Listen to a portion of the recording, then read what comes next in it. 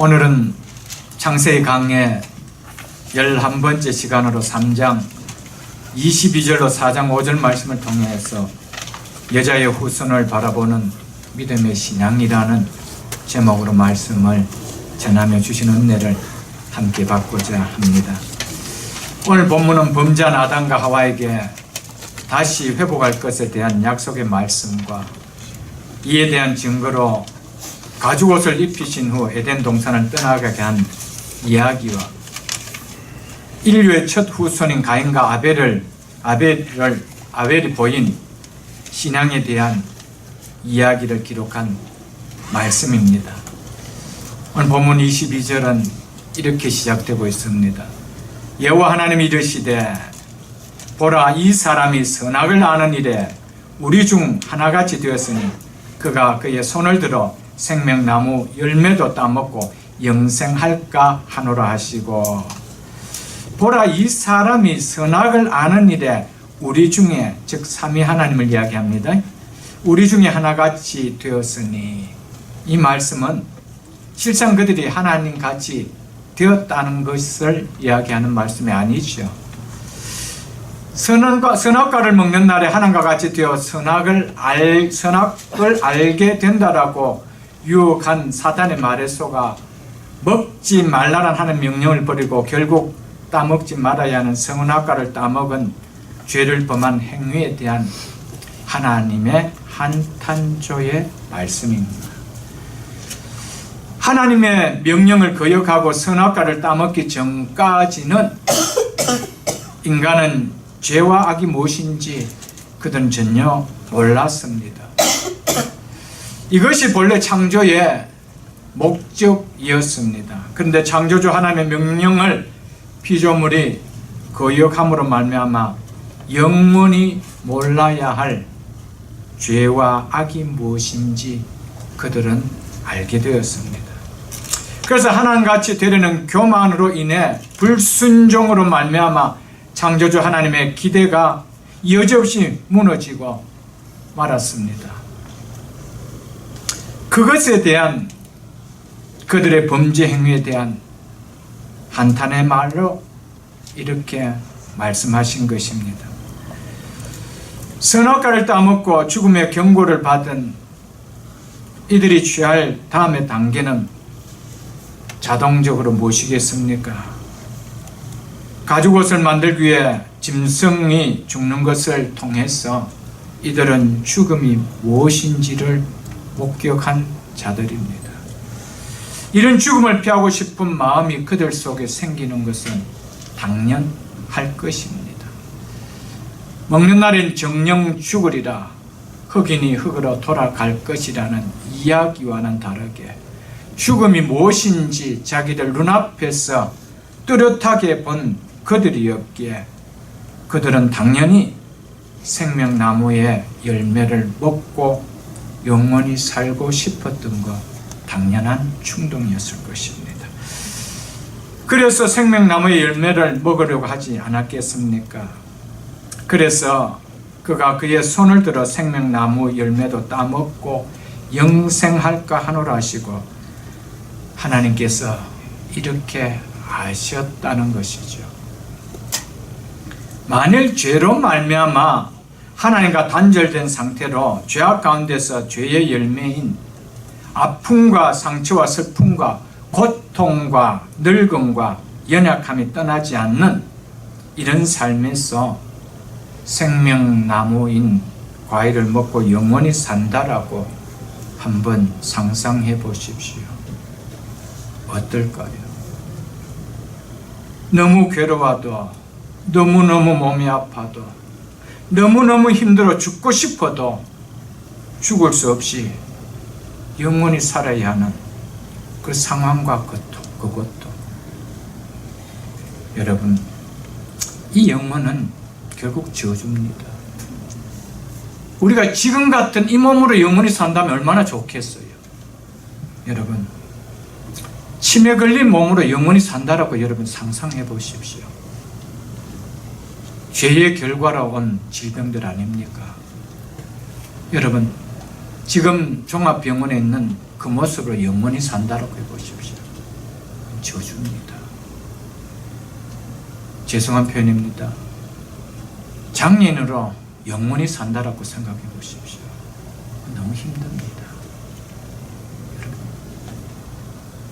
이보다 더 큰 고통과 비참한 삶이 있을까요, 여러분들? 여러분, 그러므로 하나님께서는 결코 이런 죄악의 육체로 누려야 될 영원히 생존하도록 생명력을 허락하지 않겠다는 겁니다. 이게 하나님 은혜죠. 만약 이들이 이런 가운데 영원히 살게 된다면 죄악을 알지 못했던 에덴 동산에서의 낙원에 누리던 그 상태로 다시 회복되는 것은 영원히 잃어버림이 되기에, 즉 더 이상 범죄하기 전 상태로 회복되는 것은 불가능했기에, 그러므로 하나님께서 아담과 하와가 그런 죄의 형벌을 받는 몸으로 생명나무의 열매를 먹지 못하도록 막으신 것입니다. 그것은 하나님의 특별한 은혜였다는 것이죠. 그리고 또한 아담과 하와는 여자의 후손의 약속과 가죽옷을 입힘을 받은 것은 대속의 은혜를 받았음을 나타내주는 것이므로 하나님은 그들이 영원한 불행에 빠질 수 있게 할 수 없으므로 그들을 결코 지켜주기 위해서 생명나무의 열매를 먹지 못하도록 막으셨습니다. 이것은 하나님의 은혜의 손길이라는 것이죠. 그래서 23절을 보십시오. 여호와 하나님이 에덴 동산에서 그를 내보내어 그의 근원이 된 땅을 갈게 하시니라. 그의 근원이 된 땅을 갈게 하시다는 그 말은 그가 흙에서 나왔으므로 흙을 갈게 하시겠다는 이 말입니다. 이것은 죄를 범한 인간에게 준 땅은 너로 말미암아 저주를 받고 너는 내 평생의 수고하여 그 소산을 먹으리라는 형벌이 행해지도록 하셨다는 것이죠. 하나님이 생명나무 열매를 먹지 못하도록 그들을 에덴 동산에서 내보내신 것은, 그리고 이제부터 가시던 물과 엉겅퀴를 내는 땅에서 평생 그 땅을 일구며 수고의 땀을 흘리며 사는 것은 범죄한 인간에게 내린 형벌만을 의미하지는 않는다는 것입니다. 그것은 범죄한 인간을 향한 하나님의 사랑의 표현이요 은혜의 행위라는 것이죠. 에덴에서 내쫓김을 받은 것은 피상적으로 볼 때는 형벌같이 보입니다. 그러나 그 형벌을 통해서 실상은 하나님께서 그들에게 은혜 주시기 위함이라는 것이죠. 그래서 24절 보십시오. 이같이 하나님이 그 사람을 쫓아내시고 에덴 동산 동쪽에 그룹들과 두루 도는 불칼을 두어 생명나무의 길을 지키게 하시니라. 에덴 동산의 추방은 피상적으로는 형벌이지만 그 형벌을 통해서 실상은 은혜 주시기 위함인 이유는 뭐라는 것입니까? 바로 하나님께서 에덴 동산에서 추방과 동시에 그들이 사는 그 땅을 무대로 죄인을 구원하시는 구속 사역을 시작하고 계시기 때문이라는 것입니다. 이것은 바로 하나님께서 에덴 동산을 떠난 하나님께서 그들을 구원하시는 구원의 사역을 시작하고 계심을 알리는 말씀입니다. 아담과 하와가 떠난 에덴 동산, 이제 사람이 거하지 않는 낙원, 무슨 의미가 있습니까? 그 낙원이 무슨 의미가 있느냐는 말이죠. 그렇다면 그 에덴 동산, 그 낙원을 왜 하나님은 없애버리면 되실 텐데 없애버리지 아니하고 구태여 그룹들을 두어서 사람들이 들어오지 못하도록 지키게 하셨을까요? 무슨 의미일까요, 이것이?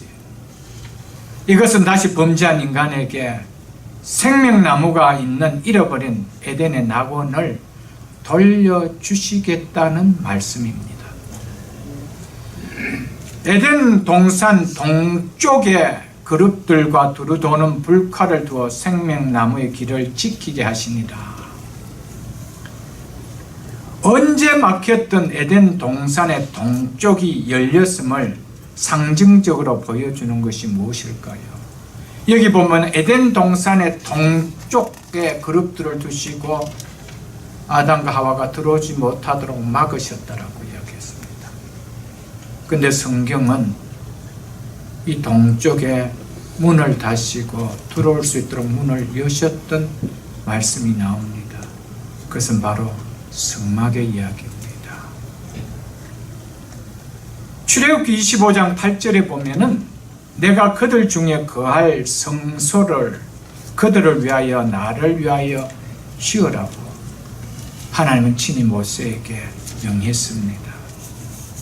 모세를 통해 출애굽한 이스라엘 백성들에게 성막을 짓게 한 목적은 바로 그들 중에 내가 거하기 위함이라고 말씀하고 있습니다. 하나님께서 범죄한 인간들 중에 거하시기를 원하셨다는 것이죠. 그런데 하나님이 거하시는 그곳에 그 성소에 들어오기 위한 문을 동쪽으로 내셨다는 겁니다. 성막 동편에 들어올 수 있는 문을 두셨다는 것은 바로 그룹을 두어 범죄한 인간이 들어오지를 못하도록 막으셨던 에덴 동산으로 다시 들어올 수 있는 길을 여서심을 하나님께서 상징적으로 보여주시는 것입니다. 성막의 문을 동쪽으로 나게 한 이유는 동쪽으로 나간 죄인이 나간 문으로 다시 들어오게 하기 위함이라는 것이죠. 아담과 하와는 죄로 인하여 에덴 동산에서 쫓겨났지만 그러나 성막을 통해서 범죄한 인간은 다시금 하나님께로 돌아올 수 있는 길이 열려 있음으로 말미암아 돌아오게 하셨음을 보여주고 계신다는 것입니다. 하나님께서 에덴 동산을 회복시켜 주시기 위해서 다시 성막을 통해서 에덴이 회복되었음을 세팅해서 보여주고 있습니다. 그래서 성막의 내부는 에덴 동산을 연상케 하는 금으로 이루어져가 있습니다. 그것에 들어가는 대제사장의 복장은 보석으로 꾸며져 있음을 우리가 성막을 통해서 이미 배웠을 것입니다. 그리고 성막 휘장에는 그룹들이 수놓아져 있으며 그 안에 놓인 금촛대는 에덴 동산의 생명나무를 연상케 하도록 7가지의 22송이의 살구꽃이 핀 살구나무 모양으로 만들어져 두었습니다. 이것은 바로 에덴 동산을 회복시키기 위해서 다시 성막을 통해서 그 에덴을 세팅해 놓은 것을 보여주고 있는 것이죠. 하나님은 궁극적으로 여자의 후손으로 오실 예수님을 통해서 범죄한 인간들에게 생명나무 실과를 먹을 수 있는 에덴 동산을 회복시켜 주실 소망을 주셨다는 것입니다.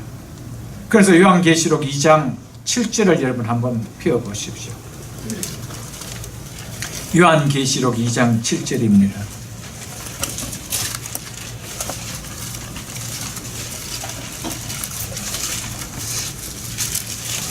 제가 읽어드리겠습니다. 귀 있는 자는 성령이 교회들에게 하시는 말씀을 들을지어다. 이기는 그에게는 내가, 즉 예수님 말씀하십니다.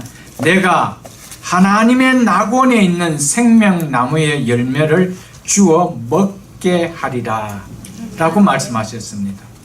먹지 못하도록 에덴의 길목을 막으셨던 생명나무가 드디어 나타나는데 그것도 마지막 성경인 요한계시록을 통해 나타내주고 있습니다. 생명나무가 다시 발견되었다는 것은 에덴 동산이 회복되었음을 보여주는 말씀입니다. 그러면서 예수님께서는 하나님의 낙원에 있는, 즉 에덴 동산에 있는 생명나무의 열매를 먹게 해 주신다는 것입니다. 무슨 말입니까? 예수님께서 이 열매를 먹게 해 주신다는 것입니다. 예수님으로 인해서만이 이 열매는 먹을 수 있다는 겁니다. 인간 스스로 이 열매를 결단코 취할 수 없다라는 이 말씀입니다. 이는 예수님을 통해 하나님의 낙원, 즉 기쁨의 동산인 에덴 동산을 회복시켜 주신다는 말씀입니다. 에덴 동산의 생명나무는 바로 영생을 상징하는 나무입니다. 에덴 동산은 하나님이 거하신 곳입니다. 하나님이 거하시는 곳은 바로 영원한 생명이 있는 곳임을 생명나무를 통해서 보여주고 있는 것이죠. 죄가 들어와 인간의 생명을 빼앗아간 이 땅은 절대로 영원한 생명이 있을 수 있는 곳이 될 수가 없습니다. 그래서 새하늘과 새 땅이 나타나는 천국에 이 생명나무를 두셨다는 것이죠. 그래서 요한계시록 22장을 펴보십시오. 성경 제일 마지막 장입니다. 성경 제일 마지막 페이지입니다. 성경 요한계시록 22장 1절로 2절까지 제가 읽어드리겠습니다. 이것은 장차 우리가 들어갈 새하늘과 새 땅인 천국에 대해서 사도 요한에게 예수님께서 환상 가운데 보여주신 것을 기록해 놓은 말씀입니다. 또 그가 수정같이 맑은 생명수의 강을 내게 보이니 하나님과 및 어린 양의 보좌로부터 나와서 길 가운데로 흘러가더라. 강 좌우에 무엇이 있어? 생명나무가 있어 12가지 열매를 맺되 달마다 그 열매를 맺고 그 나무 잎사귀는 만국을 치료하기 위하여 있더라 라고 이야기하고 있습니다. 천국에 무엇이 있다라고 이야기하고 있습니다. 생명나무가 있다라고 이야기합니다. 생명나무가 있다는 것은 영원한 곳임을 이야기합니다. 영원히 살 수 있는 곳임을 이야기합니다. 거기는 누가 계시기 때문에? 하나님이 계시기 때문에. 누가 영원한 생명을 누릴 수 있는 천국에 들어갈 수 있다는 것입니까?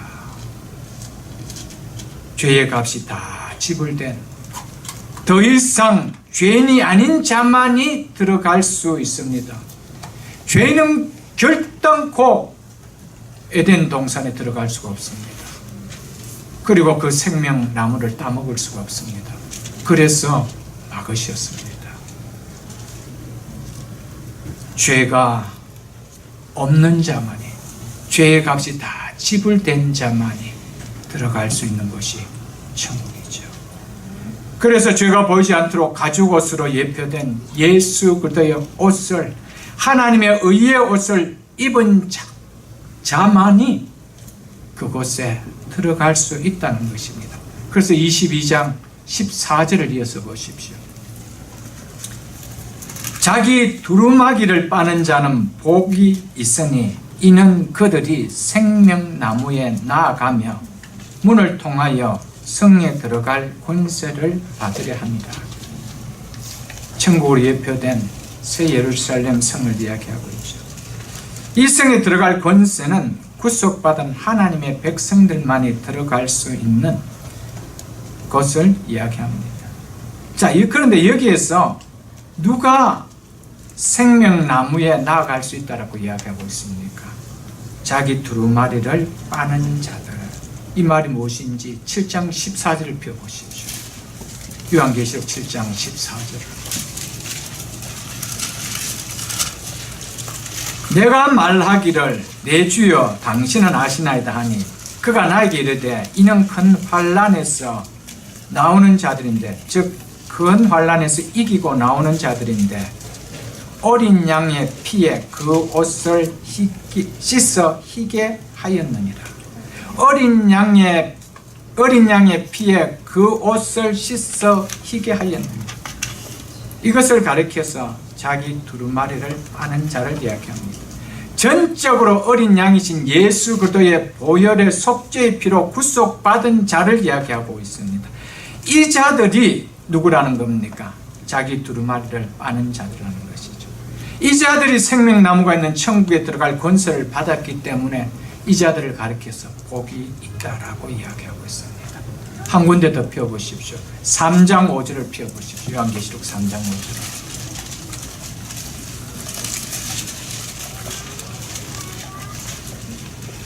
아까 7장 14절에서 이렇게 이야기했습니다. 그가 나에게 이르되 이는 큰 환난에서 이기고 나오는 자들인데 그들은 어린 양의 피에 그 옷을 희게 씻게 하였느니라 라고 이야기하면서 3장 5절에서 이렇게 이야기합니다. 이기는 자와는 이와 같이 흰옷을 입을 것이요 어린 양의 피에 그 옷을 씻어 희게 하였는 이 자들은 누구라는 겁니까? 핍박을 통해서 이긴 자들은 믿음을 버리게 하는 그 핍박을 이기는 자들, 이들은 흰옷을 입은 자라는 것이죠. 어린 양의 피에 그 옷이 씻겨진 자들이라는 것이죠. 이 자가 생명나무가 있는 그 천국에 들어갈 수 있다는 겁니다. 내가 그 이름을 생명책에 결코 지우지 아니하고 그 이름을 내 아버지 앞과 그의 천사들 앞에서 시인하리라. 여러분, 생명나무는 천국에 있습니다. 그곳에는 죄가 있는 상태로는 결코 갈 수가 없습니다. 결코 우리의 의로 갈 수 있는 곳이 아닙니다. 죄를 용서받은 자만이, 죄가 가려운 자만이, 죄가 없다라고 의롭다라고 칭해주는 자만이, 그래서 예수 그리스도의 보혈로 희다라고 칭해주는 자만이 들어갈 수 있는 곳이라고 성경은 이야기하고 있다는 것이죠. 생명나무가 있는 에덴 동산에서 범죄한 인간이 쫓겨났다는 것은 죄로 인하여 인간은 하나님이 주시는 영원한 생명을 잃어버렸음을 말해줍니다. 근데 그 영원한 잃어버렸던 생명을 누가 회복시켜 준다는 겁니까? 누가 회복시켜 준다는 겁니까? 내가, 예수인 내가 하나님의 낙원에 있는 생명나무의 열매를 주어 먹게 하리라. 누가 하신다는 겁니까? 예수 그리스도입니다. 그래서 요한복음 20장 31절에 오직 이것을 기록하면 너희로 예수께서 하나님의 아들 그리스도심을 믿게 하려 하며 또 너희로 믿어 그 이름을 힘입어 생명을, 영원한 생명을 얻게 하려 합니다. 믿으십니까?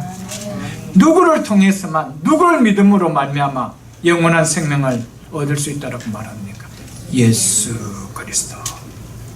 그래서 사도행전 4장 12절에서 다른 이로서는 구원을 받을 수 없나니 천하 사람들 중에 구원받을 만한 다른 이름을 우리에게 주신 일이 없다라고 성경은 이야기하고 있습니다. 이 말씀을 세번역에서는 이 예수밖에는 다른 아무에게도 구원이 없습니다. 사람들에게 주신 이름들 가운데 우리가 의지하여 구원을 얻어야 할 이름은 하늘 아래 이름밖에는 다른 이름이 없습니다라고 그렇게 말씀했습니다.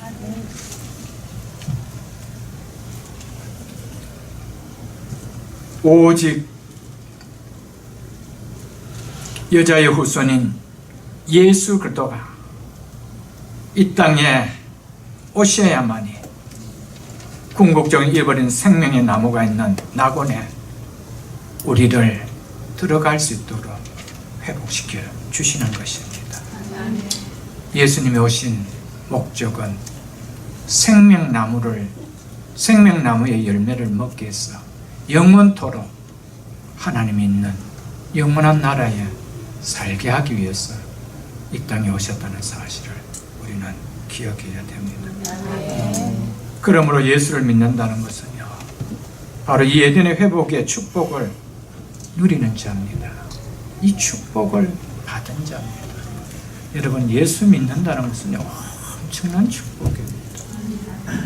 영원히 이젠 그곳엔 더 이상 사망도 없고 애통도 없고 고가는 것도 없고 슬픔도 없다라고 이야기했습니다. 그곳에서 영원히 살 수 있는 그 에덴의 회복을 우리에게 주시기 위하여 주님이 이 땅에 오셨다는 것이죠. 그래서 그분을 통하여 그 생명나무를 주시기 위하여 그 에덴 동산의 생명나무를 막았다는 것이죠. 그게 얼마나 축복의 언약입니까? 만일 들어가서 먹었다라면 여러분 7, 80, 90대가 치매에 걸려서 영원히 산다라고 생각해 보십시오. 내 자식이 누군지, 사랑하는 아내가 누군지, 사랑하는 남편이 누군지 그것도 모르면서 짐승처럼 영원히 산다라고 생각해 보십시오. 영원히 한 발짝도 걸을 수 없이 늘 링게루를 꽂고 영원토록 그렇게 이멀전시에 누워서 산다라고 생각해 보십시오. 형벌입니다. 죽을려 죽을 수가 없습니다. 그래서 그런 죄악의 형벌 가운데서는 이것을 먹어서는 안 된다. 하나님의 은혜의 손길이지요. 예수를 통해서 내가 주겠다. 죄를 사한 다음에 먹게 해주겠다. 하나님의 구원의 계획이었습니다. 얼마나 축복이에요, 여러분들. 축복이죠.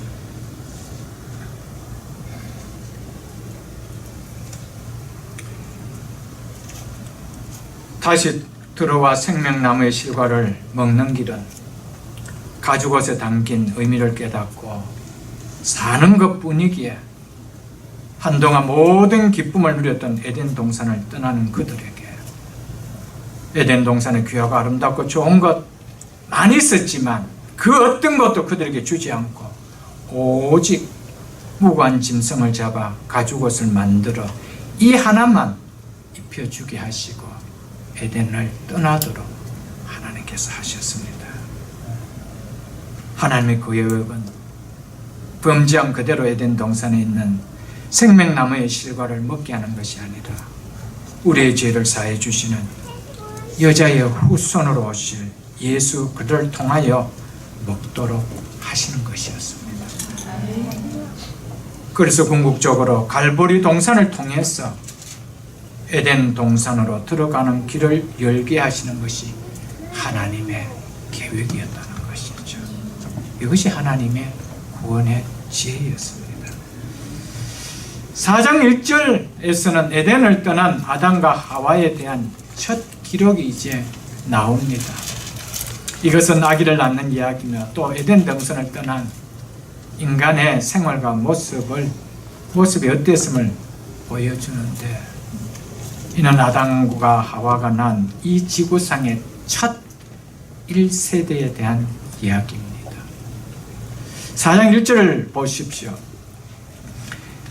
아담이 그의 아내 하와와 동침하며 하와가 임신하여 가인을 낳고 이르되 내가 여호와로 말미암아 등남하였다 하니라. 즉 남자아이를 얻었다 하니라. 이렇게 말씀하고 있습니다. 하와는 아들을 낳고 낳았다라고 하지 아니하고 얻었다라고 표현을 했습니다. 여기서 등남하였다는 것은 남자아이를 얻었다 이 말입니다. 가인은 얻었다라는 카나에서 파생된 단어입니다. 그러므로 이 이름은 인류의 첫 열매를 얻는 아담과 하와의 기쁨의 고백이기도 하지만 무엇보다 그들의 믿음을 이 이름 속에 담은 고백이기도 합니다. 이 가인이라는 이름은 얻었다라는 이름입니다. 얻었다. 그것은 이 이름 속에 포함하고 있죠. 내가 여호와로 말미암아 남자아이를 얻었다. 그래서 이름을 가인이다 이렇게 지어주었습니다. 내가 여호와로 말미암아 등남하였다. 즉 남자아이를 얻었다 라고 할 때 여호와로 말미암아라는 이 의미는요, 여호와께로부터, 여호와에게서 혹은 여호와의 도움으로라는 의미입니다. 이는 아들을 얻는 것을 하나님의 은혜로 인정함과 동시에 3장 15절에서 약속한 여자의 후손에 대한 약속의 성취로 이행했음을 보여주는 말입니다. 아담과 하와는 첫 아이를 잉태하며 사단의 머리를 상하게 할 여자의 후손을 간절히 기다리고 갈망하는 가운데 이 가인을 낳았습니다. 그래서 아들을 낳자 그 갈망에 벅찬 감격에서 내가 여호와로 말미암아 여호와에게서 아들을 낳았다라고 고백하며 아들의 이름을 얻었다. 가인이라 이렇게 지었다는 것이죠. 즉 여자의 후손을 얻었다. 이렇게 지었다는 것입니다. 이는 적어도 아담과 하와가 첫 아들 가인에게서 장차 사단을 멸망시킬, 즉 죄와 죽음의 세력을 멸할 여자의 후손을 오실 구원자를 대망하고 기다렸음을 보여줍니다. 그래서 첫 아들을 놓자 여호와에게서로부터 여호와로 말미암아 내가 이 아들을 얻었다. 이렇게 고백했다는 것이죠. 그래서 첫 아들 가인을 낳고 그에 대한 기대가 매우 이들에게는 컸을 것입니다. 그러나 아담과 하와는 가인이 자라면서 보인 모습을 통해 점점점 그 기대는 무너졌을 것입니다. 가인이 부모의 기대와 다르게 믿음으로 살지 않았고 그 결과는 믿음으로 살고 있는 동생을 죽이기까지 하는 일을 범하는 것을 보면서 여자의 후손이라고 기대했던 가인에 대한 기대는 다 무너졌을 것입니다. 구원자라고 믿었던 이 첫아들 가인이 더 무서운 죄의 능력을 일으키는 자로 그들 눈에 보였습니다. 가인에 의해서 죽임당하는 동생 아벨의 죽음을 보면서 더욱 그렇겠지요. 그것을 보면서 자기들을 에워싸고 있는 심상치 않는 죄가 가져다 준 죽음의 무서운 세력이 무엇인지 정말 공포적으로 그들에게 임했을 것입니다. 그래서 에덴 동산에서 범한 죄를 철저하게 회개하고 후회하며 그 죄의 산물인 죽음으로부터 구원받을 구원자에 대한 절대적인 간절한 소망이 그들에게는 더욱 컸을 것입니다. 2절 보십시오. 그가 또 가인의 아우 아벨을 낳았는데 아벨은 양치는 자였고 가인은 농사하는 자였더라. 둘째 아들을 놓고는 이름을 아벨이라고 지었습니다. 아벨의 의미는 허무, 헛됨, 약한 자 이런 뜻입니다. 이렇게 이름을 지어준 것으로 보아 아담은 동물들의 모습 하나하나를 보고 이름을 지어줄 만큼 굉장히 예언적인 지각이 있는 사람입니다. 그런데 이런 아벨을 통해서 둘째 아들을 통해서 이런 이름을 지었다라는 것은 분명히 뭔가 심상치 않은 것이 느껴졌기 때문에 이렇게 지어졌을 겁니다. 아마도 형 가인에 비해서 외형적인 모습이나 모든 것이 부족하게 보여서 약한 자라, 헛된 자라 이렇게 이름을 지어줄 수도 있었겠지만 저 아들 가인에게 모든 것을 소망한 그들이라 거기에 비친 둘째의 모습은 초라하게 보였기에 그렇게 이름을 지었을 것이라고 보입니다. 너무 허무하다는 것이죠. 첫 아들에 대한 실망이 너무 컸다는 것이죠. 그래서 거기에서 느낀 느낌을 둘째를 통해서 허무하다, 헛되다 이렇게 지었지 않겠나 그렇게 보고 있다는 것입니다. 자, 성경은 이 지구상에 태어난 첫 세대들이 무엇을 했는지 성경은 이야기해 주고 있습니다. 그것은 바로 농사 짓는 일과 양을 치는 목축하는 일이라고 성경은 이야기해 주고 있죠. 가인과 아벨은 서로 다른 이 생활 방식을 하고 살았습니다. 이것은 바로 부모인 아담과 하와로부터 물려받은 혹은 배운 일이라는 것이죠. 그렇다면 에덴 동산에서 나온 아담과 하와가 나와서 어떤 생활을 했는지 우리는 알 수가 있습니다. 그들은 농사를 짓고 목축을 했다는 것이죠. 3절에서 5절을 보십시오.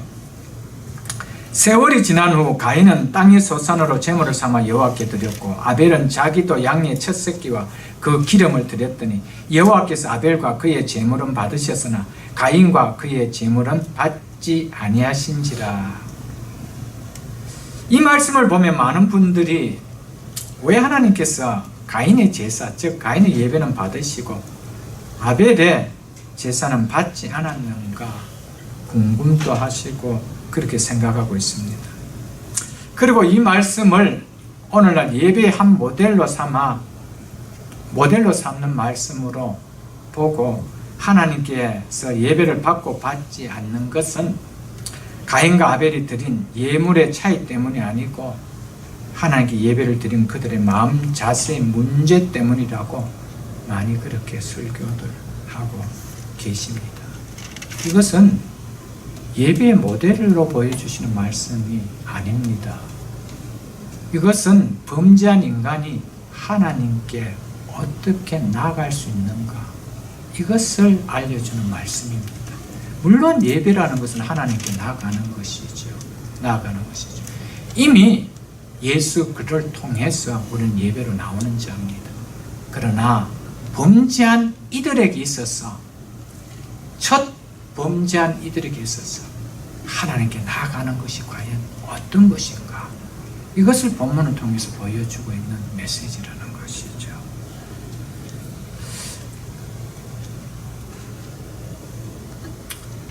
성경은 가인과 아벨이 구체적으로 언제 하나님께 제사를 드렸다는 말은 없고 단지 세월이 지난 후에, 즉 세월이 흐른 후에라 각각 드렸다라고 성경은 기록하고 있습니다. 여기서 세월이 지난 후에라는 이 문자적인 표현으로 직역하면 날들의 끝에 그들은 각각 예배를 드렸다 이 말입니다. 그래서 이 의미를 어떤 신학자들은 농사를 짓고 시간이 흐른 추수 때라고 그렇게 말씀하시는 분도 있습니다. 그러나 이보다는 많은 시간이 흐른 뒤라는 의미로 보는 것이 좋습니다. 아담이 첫 아들 가인과 아우 아벨을 낳고 오랜 세월이 흘렀은 어떤 때, 이런 의미로 보는 것이 낫다는 것이죠. 우리말 성경도 이런 의미로 해석하고 있고요. 또 세번역도 많은 영어 버전들도 그렇게 번역하고 있습니다. 이런 의미에서 본다면 전에는 가인과 아벨이 부모를 따라 제사를 드렸는데 이제는 충분한 시간이 흐른 후 각자가 분명한 직업을 갖고 살아갈 만큼 성장한 후에 하나님께 대한 또 자신의 분명한 신앙 고백을 할 수 있는 그때에 제사를 드리게 되었다라는 것으로 볼 수 있다는 것이죠. 어떻게 이들은 하나님께 나아갈 때 제물을 가지고 나가야 한다는 것을 어떻게 알았을까요? 이들은 이 땅의 첫 1세대입니다. 그들에게 비친 것은 본을 보여준 것은 아담과 하와밖에 없습니다. 누구에게도 볼 수 있는 건 아닙니다. 그들은 1세대들입니다. 이 지구상의 1세대들입니다. 어떻게 하나님께 나아갈 때는 재물을 가지고 나가야 한다는 것을 그들은 알고 그렇게 드렸을까? 무슨 이야기입니까? 부모들이 그렇게 한 것을 봤다는 것이죠. 배웠다는 것이죠. 그리고 부모들이 그렇게 가르쳐 주었다는 것을 얘기해 주고 있습니다. 그렇다면 아담과 하와가 죄로 말미암아 타락한 후에 에덴 동산을 나와서 그들의 삶의 중심에 무엇이 있다라는 것을 보여줍니까? 하나님께 드리는 제사가 있었음을 보여주고 있습니다. 가인은 땅을 갈고 농사를 짓고 아벨은 양을 치며 목축을 하는 서로 다른 생활 방식을 하고 지냈습니다. 그래서인지 몰라도 각자는 자신의 생활과 관련되게 가인은 농사로 지은 땅의 소산으로 하나님께 제사를 지내고 아벨은 양떼의 첫 새끼와 양의 기름 부분을 제물로 하나님께 드렸다라고 성경은 기록하고 있습니다. 그런데 결과는 가인이 드린 제물로 드린 제사는 하나님이 거절하시고 아벨이 제물로 드린 그 제사는 하나님께서 받으셨다는 겁니다. 재물 때문이라면 이게 과연 우연이었을까? 우연의 일치로 그 재물의 차이로 그랬을까? 아니면 오늘 많이 설교하고 있는 예배자의 자세일까? 정성일까? 그것 때문일까? 우리 눈에 두 사람의 제사는 아무런 차이가 없이 모두 바른 제사를 드린 것 같이 보일지도 모를 것입니다. 그래서 제물에는 아무런 차이가 없다라고 많이들 그렇게 말씀을 하십니다. 그러나 하나님께서는 두 제사가 전혀 다르게 보였다는 겁니다. 그러기에 하나는 거절하고 하나는 연락하였다는 것이죠. 그렇다면 이유가 뭘까? 이것이 본문을 통해서 주는 메시지입니다. 성경에는 하나님께서 제사의 시행과 방법을 모세에게 율법을 주시기 전까지 명확하게 어떻게 드려야 된다는 구체적으로 말씀하신 기록은 없습니다. 그런데 아벨도 제사를 드렸고 노아도 제사를 드렸고 아브라함과 이삭과 야곱 족장들도 제사를 드렸는데 공통점은 이들이 다 짐승을 잡아 피 흘리는 번제로 제사를 드렸다는 겁니다. 그렇다면 짐승을 잡아 피를 흘리는 번제를 드리는 이 제사, 이렇게 드리면 하나님이 기뻐할 거라는 자기들의 아이디어입니까? 자기들의 생각에서 그렇게 한 것일까요? 아니면 말씀에는 기록된 적은 없지만 하나님이 그렇게 말씀하셨을까요? 무엇일까요? 그런데 어떻게 다 동일하게 다 그렇게 드렸을까요? 창세기 8장에 이제 노아 홍수가 끝나고 나서 노아가 나와서 하나님 앞에 감사하며 제사를 드리는데 짐승과 새를 잡아드립니다. 그렇게 드리라는 말씀도 없습니다. 그럼 어떻게 왜 그렇게 드릴 수 있었을까? 그렇다면 가인과 아벨도 어떻게 제사에 드려야 되는가 이들 알고 있었다는 거겠죠. 분명히 드렸습니다. 그것은 아버지인 아담과 어머니인 하와를 통해서 드리는 것을 그들은 어릴 때부터 봐왔을 것입니다. 그리고 들었을 것입니다.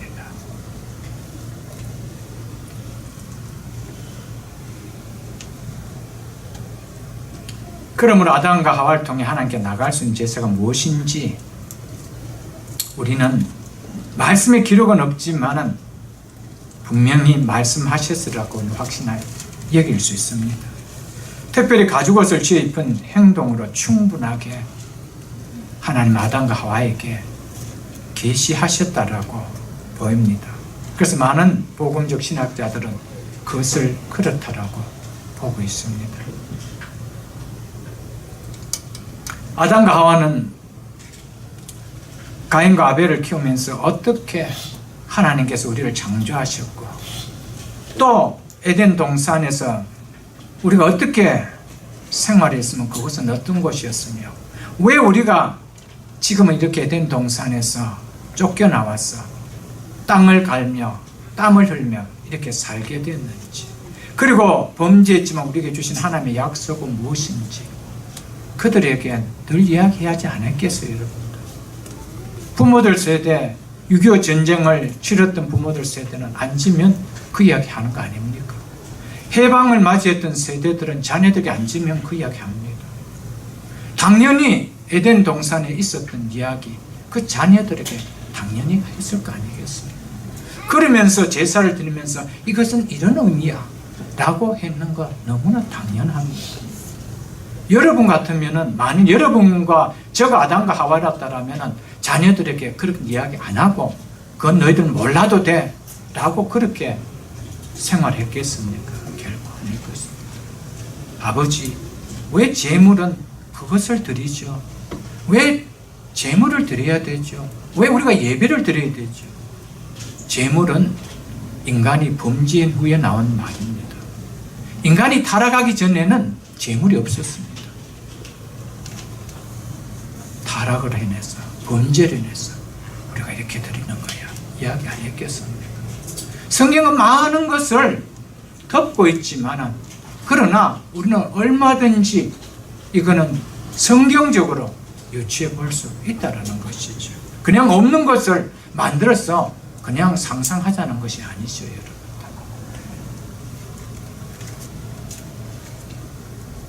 그것을 본다라면은 왜 가인의 제사는 하나님 거절했을까? 인간이 하나님 앞에 나갈 수 있는 유일한 길은 아담과 하와를 하나님께서 범죄한 후 두렵고 부끄러워서 나무 숲속에 숨었을 때 아담아 네가 어디 있느냐? 라고 부르신 하나님은 아담을 불러내어서 가죽옷을 입혀주시기 위해서 부르러 가셨습니다. 궁극적으로 숨어있는 그들을 불러내어서 나에게 나오게 하기 위해서입니다. 여러분, 하나님께 나올 수 있는 유일한 길은 무화과 나무의 너희들이 부끄러운 수치를 가리려고 했던 그거 벗고 내가 만들어준 짐승의 피를 흘리고 만드는 이 가죽옷을 입는 길밖에 없다. 이거 이야기한 것입니다.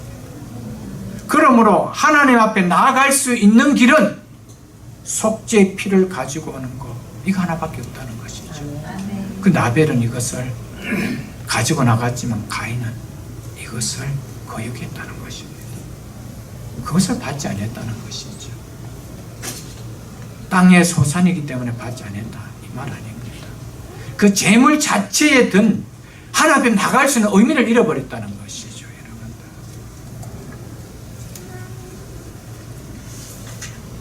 그래서 어떤 분들은 이렇게 이야기를 많이 합니다.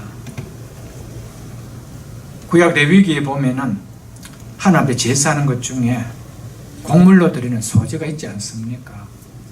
물론 있습니다. 소제를 드릴 때는 두 가지입니다. 반드시 짐승을 가지고 번제를 드린 다음에 소제를 드려야 됩니다. 그 다음 두 번째, 소제를 가지고 드려야만 할 때는 좀 형편이 괜찮으면 어린 양이나 염소를 가지고 드립니다. 그것도 안 되는 사람은 산비둘기나 집비둘기 새끼를 가지고 드리죠. 그것도 안 되는 사람에게는 레위기 5장 5절에서 11절에 보면 이 부분이 나옵니다.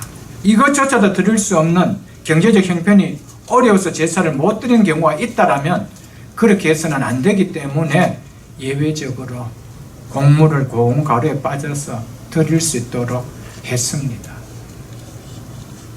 이것은 제사의 본질이 아닙니다.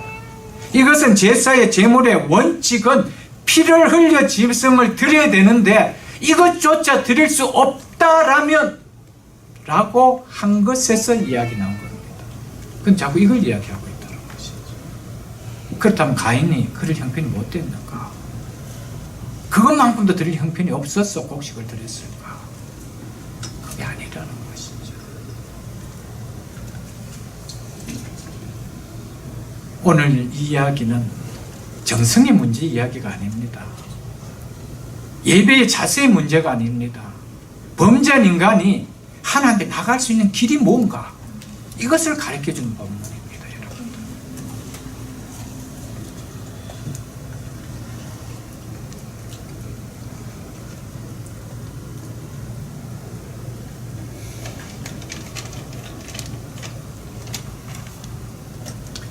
그래서 히브리서 11장 4절을 여러분 한번 펴보십시오. 히브리서 11장 4절. 이 가인과 아벨이 드린 예배에 대해서 신약이 와서 어떻게 해석해 주고 있는지를 여러분 보십시오.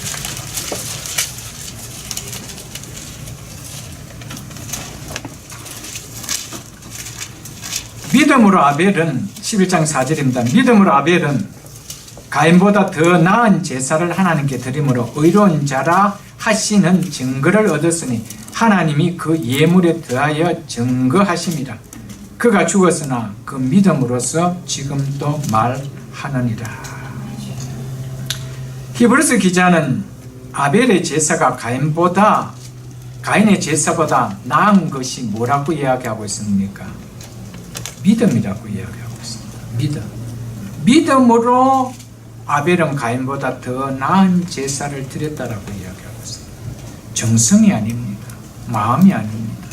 물론 믿음을 전제할 때 정성도 있고 마음도 있겠죠. 그러나 성경은 1차적으로 믿음 때문이라고 이야기하고 있어요. 그렇다면 히브리서 저자가 말하는 믿음의 정의가 무엇인지를 알아야만 이 의미가 무엇인지를 알 수가 있습니다. 히브리서 11장 1절에 믿음의 정의를 이렇게 내리고 있습니다. 히브리서에서는 믿음은 바라는 것들의 실상이요 보지 않는 것들의 증거라고 이야기하고 있습니다. 그렇다면 아벨이 가인보다 믿음으로 더 나은 제사를 드렸다 할 때 이 믿음 뭐라는 겁니까? 뭔가 바라는 그 바람을 안고 나가는 제사를 드렸다는 것이죠. 가인은 그런 바람이 없었다라는 것이죠. 그거 이야기합니다.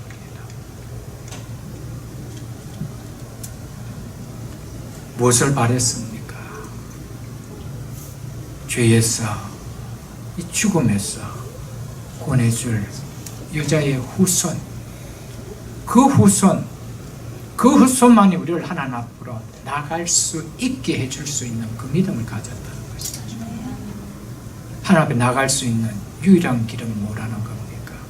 가죽옷을 통해 보여주신 속죄의 피, 그것을 믿고 나갔다는 겁니다. 그것을 보여주고 있습니다. 그런데 성경은 이렇게 이야기하고 있습니다. 믿음으로 아벨은 가인보다 더 나은 제사를 하나님께 드림으로 의로운 자라 하시니라, 이렇게 이야기하고 있습니다. 여러분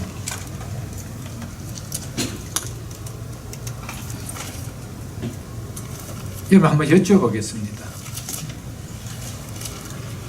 예배를 잘 드렸기 때문에 어렵다고 우리가 인칭을 받았습니까? 의로움을 받았기 때문에 예배자를 씁니까? 그렇죠. 그렇다면 이것은 왜 아벨은 이 예배를 통해서 의롭다 하는 자라 칭함을 받았습니까? 왜 그 이야기를 합니까? 이 하나님의 밖에 나아가는 그 믿음이 무엇인지 그것 때문에 어려움을 받았다, 이것입니다.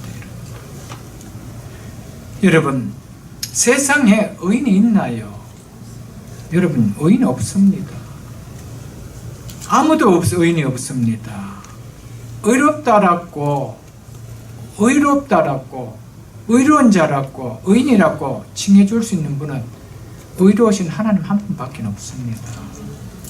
그리고 의로운 자라고 불러줄 수 있는 그 기준은 의로우신 그분 손에 있습니다. 그분이 그 기준을 가지고 있다는 것이죠. 마태복음 23장 35절에도 보면 예수님께서 아벨을 가리켜서 의인 아벨은 이렇게 이야기하고 있습니다. 아벨을 가리켜서 의인이라고 이야기하고 있습니다. 여러분, 의롭게 되는 것은 하나님에게는 한 기준밖에 없습니다. 그것은 뭡니까? 오늘 와서는 예수 그리스도를 믿는 그 믿음밖에 없습니다. 그 믿음으로 나가지 않고는 어느 누구도 어렵다고 칭함을 받을 수가 없다라는 것이죠. 여러분, 우리가 예배 조금 정성이 부족하다고 해서 마음의 태도가 조금 잘못해서 졸았다고 해서 너 이제 의인이 아니야 이렇게 칭하겠어요? 여러분, 그 이야기 아닙니다.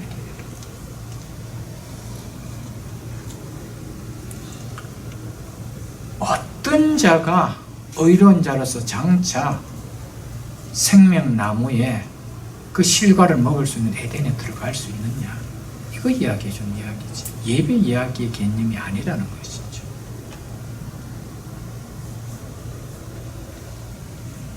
그래서 아벨은 자기 자신이 절대적으로 의로움이 필요한 죄인임을 깨닫고 하나님께 나갔습니다. 그래서 아벨은 의로운 자라 하는 증거를 얻었는데 그것이 뭐래요? 그가 드린 예물 때문이라고 이야기하고 있죠. 그 예물이 증거가 되었다는 것이죠. 여러분, 그 오늘날 이 예물을 오늘 예배로 비춘다라면 헌금이 되실 수 있겠죠. 그럼 우리가 어떤 헌금을 드리면 어렵다 그래가지고 어떤 헌금을 드리면 안 어렵다 그 이야기입니까? 아니라는 것이죠. 아벨이 드렸던 그 예물을 봤을 때 내가 어렵다라고 칭해주는 증거가 거기에 있다는 것이죠.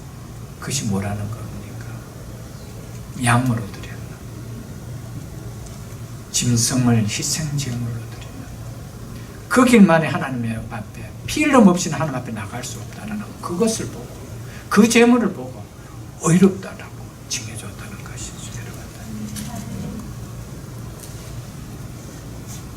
아벨은 자기 제사의 제물의 수단을 통해서 앞으로 사단의 머리를 상하게 하고 우리를 구원하시려 올 여자의 후손을 믿음으로 드리는 이 제사를 드렸다는 것이죠. 그래서 믿음으로 아벨은 가인보다 더 나은 제사를 드렸다. 더 큰 제사를 드렸다. 성경 그렇게 말하고 있다는 것이죠. 범죄한 인간이 하나님 앞에 나오려면 절대적으로 그냥 나올 수 없다는 것이 성경의 동일한 일관된 메시지 아닙니까? 반드시 제물을 가지고 나와야 한다는 것입니다.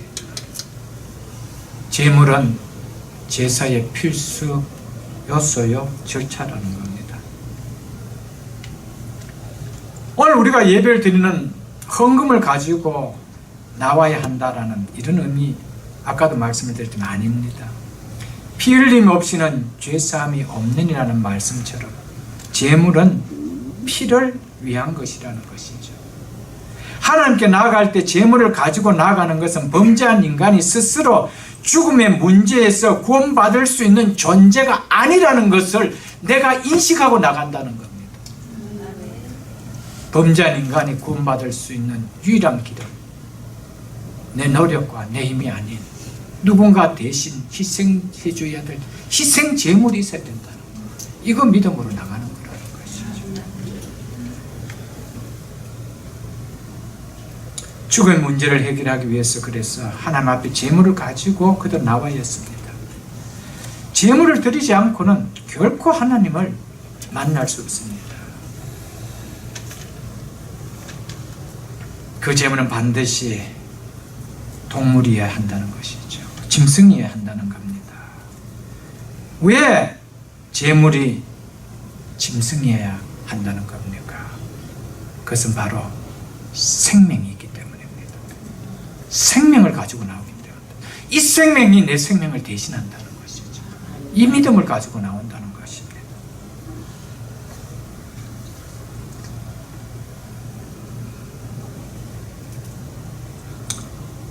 그래서 구약의 제사의 제물은 원칙적으로 다 피 흘리는 짐승의 제사였음을 우리는 구약 성경을 통하여 알 수 있을 것입니다.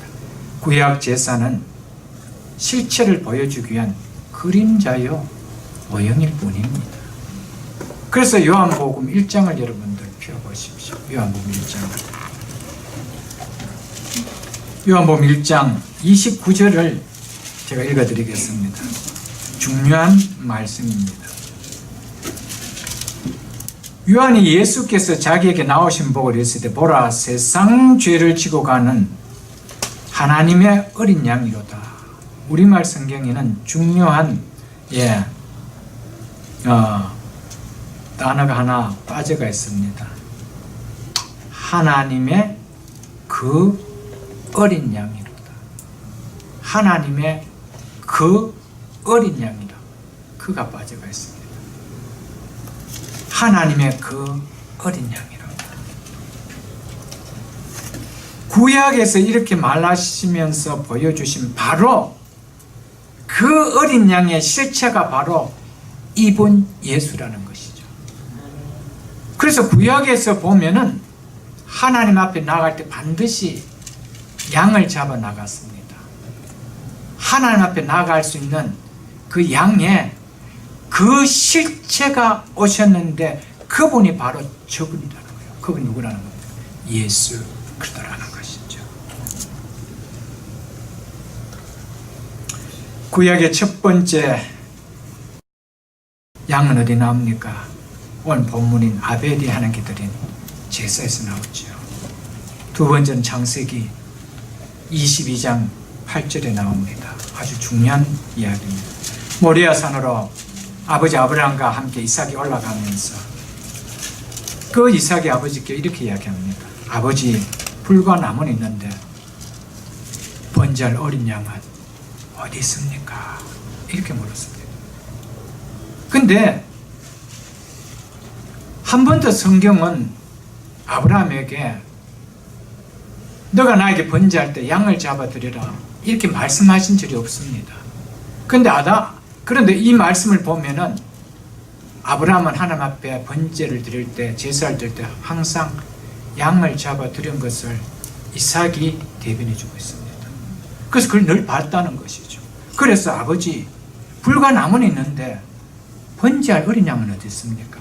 지금 하나님 앞에 모리아산에 번제하러 가는데 양이 없잖아요. 이렇게 이야기하고 있잖아요. 내 아들아, 번제할 어린 양은 하나님이 자기를 위하여 친히 준비하시니라 라며 이삭을 대신 어린 양을 하나님께 친히 준비해 주신 여기에서 양에 대한 이야기가 두 번째 나옵니다. 세 번째는 출애굽기 12장 이스라엘 민족이 출애굽할 때 어떻게 애굽의 노예에서 자유의 몸으로 나올 수 있었는가? 그것은 바로 유월절 어린 양의 피였다라고 하는 거기에서 나옵니다. 네 번째는 레위기에서 속죄 제사의 제물로 어린 양을 드려야 한다라고 하는 데서 나오고 있습니다. 출애굽 이후 모세에게 율법을 주실 때도 속죄를 위한 양을 바칠 것을 이때에 명문화해 놓았습니다. 다섯 번째는 고난받는 메시아로 보여주는 이사야 53장에서 고난받는 예수님을 의노한 양으로 의노한 여기 나옵니다. 7절에 보면 이렇게 나옵니다.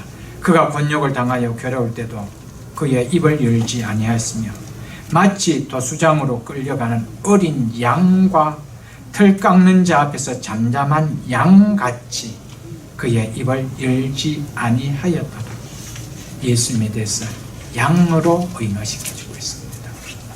예수님은 바로 하나님께서 말씀하여 오신 바로 그 양이라는 것이죠. 그 양의 실체가 바로 예수님이라는 것입니다. 그래서 요한이 제자들에게 예수께서 자기에게 나오심을 보고 보라, 세상 죄를 지고 가는 하나님의 그 어린 양이다. 구약에서 이야기하던 바로 그 어린 양이 저분이라고 그렇게 말씀했다라는 것이죠. 로마서 3장 35절에 여러분 한번 펴보십시오. 이렇게 말씀하고 있습니다. 이 예수를 하나님이 그의 피로써 믿음으로 말미암아 화목 제물로 세우셨으니 라며 예수님을 화목 제물로 세웠대요. 범죄한 인간과 거룩한 하나님 사이에 화목할 수 있는 제물로 예수님을 세웠는데 그 예수님을 어떻게 세웠다는 거예요? 피를 흘려서 화목 제물로 세웠다라고 로마서 3장 35절에서 말하고 있습니다. 25절에서 죄송합니다. 요한일서 4장 10절에서 또 이렇게 이야기하고 있습니다. 하나님이 우리를 사랑하사 우리 죄를 속하기 위하여 화목 제물로 그 아들을 보내셨습니다. 화목 제물로 그 아들을 보냈다라고 이야기하고 있습니다. 하나님께서는 아들 예수 그리스도를 구약의 피를 흘려 드려진 어린 양처럼 피를 흘려 죽게 하는 화목 제물로 세우기 위하여 이 땅에 보내셨다는 것이죠.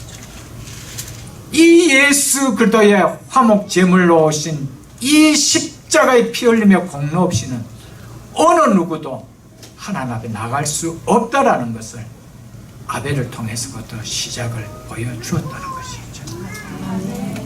이것을 우리에게 얘기해 주고 있습니다. 범죄한 인간은 하나님의 진노의 대상으로 죽을 수밖에 없는 비참한 존재들입니다. 피 흘려 죽은 짐승의 제물처럼 우리가 마땅히 그렇게 죽어야 될 존재들입니다. 그러나 하나님께서는 독생자 예수 그리스도를 우리를 대신해서 그분과 화목하여 그 나라에 있는 생명나무를 먹고 영원히 살 수 있도록 화목 제물이 되어 주셨다는 것이죠. 여러분, 하나님이 그 독생자 예수를 화목 제물로 세웠었다는 말은 하나님께서 친히 그렇게 계획하셨다는 말씀입니다. 창세기에서 인간이 타락하면서 바로 하나님은 인간을 어떻게 구원하실지 하나님의 플랜을 짜셨습니다.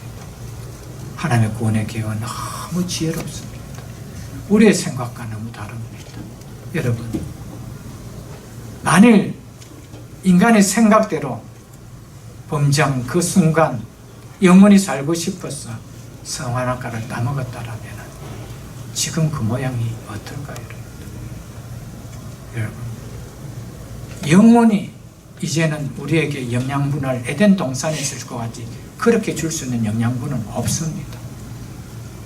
천년을 살든 만년을 살든 쇠해지고 늙어질 수밖에 없는 이 몸을 가지고 누군지도 알아볼 수 없는 그런 온통 그런 사람들만 모여가 있고 모든 집에는 병자들만 놓여가 있는 이런 사회에서 영원히 산다고 그것은 죽음입니다. 그것은 질병, 그것은 정말 저주입니다. 여러분, 하나님 그것을 막으셨어요. 우리에게 에덴 동산에 그때에 그거보다 더 완벽한 인간으로 회복시키기 위하여 부활의 회복을 시키기 위하여 그렇게 하나님은 플랜을 짜셨다는 것이죠.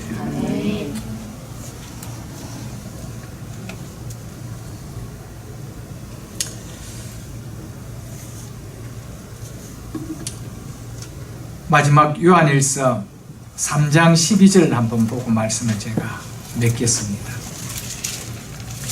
요한일서 3장 12절 여러분 한번 펴보십시오.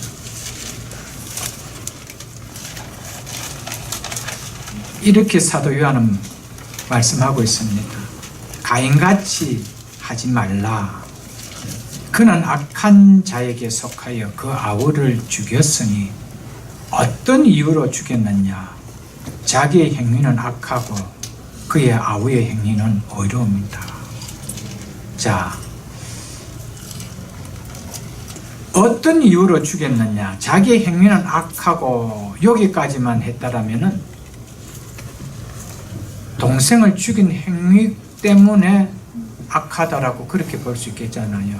근데 그 다음에 그의 아우의 행위는 어렵다라고 이야기했습니다. 그 아우 아벨의 무슨 행위 어렵습니까? 하나님 앞에 어린 양으로 드리는 그 예배, 그 제사가 어렵다는 것이죠. 즉 가인의 그 행위는 악하다라고 한 것은 뭘 이야기합니까? 제사 드리는 것이 악하다는 것이죠.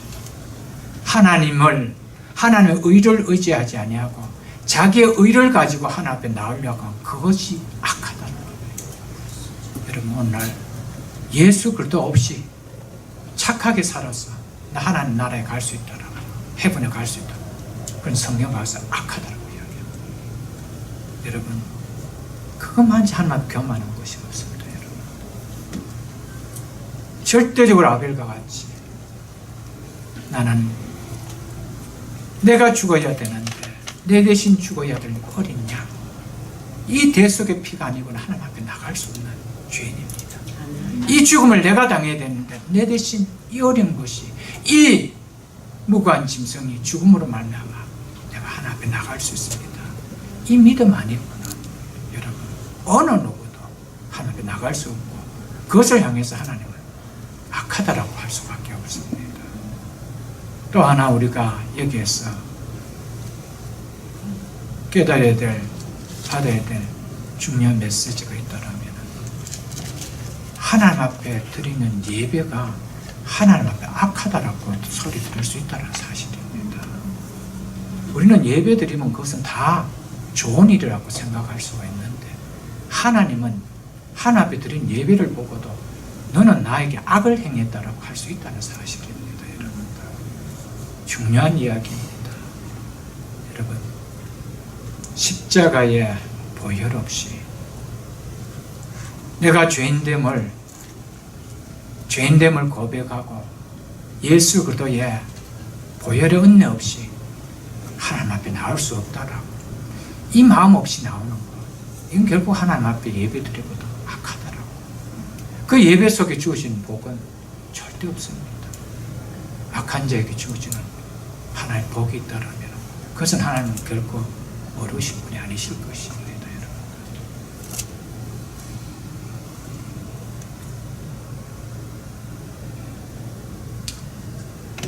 오늘 본문 이렇게 말씀하고 있는 이 부분 한 번 더 제가 말씀드리고 말씀드릴게요. 본문 4절 후반절에서 5절에 보면 이렇게 이야기해요. 여호와께서 아벨과 그 제물은 연락하시고 가인과 그 제물은 연락하지 아니하신지라. 제물만 받은 것이 아니라 아벨과 그 제물을 받으셨다고 하지요. 가인도 똑같이 가인만 받는 것이 아니라 그 제물도 받지 아니했다라고 이야기하고 있습니다. 그래서 많은 분들은 이 말씀을 가지고 하나님은 제물에 관심 있는 것이 아니라 제물 이전에 제물을 드리는 그 사람의 마음이 중요하다 이렇게 하고 예배에 적용을 합니다. 그 틀린 말 절대 아닙니다. 예배로 적용한다라면 그건 맞는 말입니다. 여러분 보십시오. 여러분 벌써 예배의 본질을 모르는 자기 자신이 가지고 오는 예물이 바르겠어요? 안 바르겠어요? 바를 수 없지요. 저는 그렇게 봅니다. 예배의 본질, 하나님 앞에 나아가는 그 본질이 무엇인지 모르는데 어떻게 바른 제물을 들고 하나님 앞에 나갈 수 있나요? 그러니까 제물도 안 받고 가인 자체도 안 받았다는 것이죠. 그것을 알았기에 아벨도 받고 그 예물도 받았다는 것이죠. 여러분, 하나님 앞에 우리가 드리는 모든 예물, 그것은 허물뿐만 아니라 찬양도, 하나님 앞에 드리는 봉사도, 시간도, 먼저는 내가 누구의 공로로 예배를 드리는 예배자인가, 하나님의 백성이 되어서 예배자로 섰는가, 이것이 먼저 서지 않으면 그 앞에 그 뒤에 드리는 예물 하나님 기뻐하지 않는다는 것이죠. 예배자로 섰다는 이것 자체를 먼저 우리가 깨달아야 될 줄 압니다. 말씀 맺겠습니다. 여자의 후손을 바라보는 믿음의 신앙, 오늘 이 신앙이 무엇인지 우리는 아벨을 통하여 우리는 보았습니다. 우리는 예수 그리스도 그분의 흘리신 보혈 없이는 결코 하나님 앞에 나갈 수도 없고 궁극적으로 하나님과 함께 영원히 거하는 그 새하늘과 새 땅은 천국에서 그 생명의 나무를 먹을 수 없다라는 사실을 알고 우리는 끝까지 우리에게 구원을 주신 이 믿음 의지하고 예배자로 설 뿐 아니라 주님 부르시는 그곳에 갈 때까지 이 믿음 잃지 않고 가는 우리 모두가 다 될 수 있기를 주의 이름으로 축복합니다.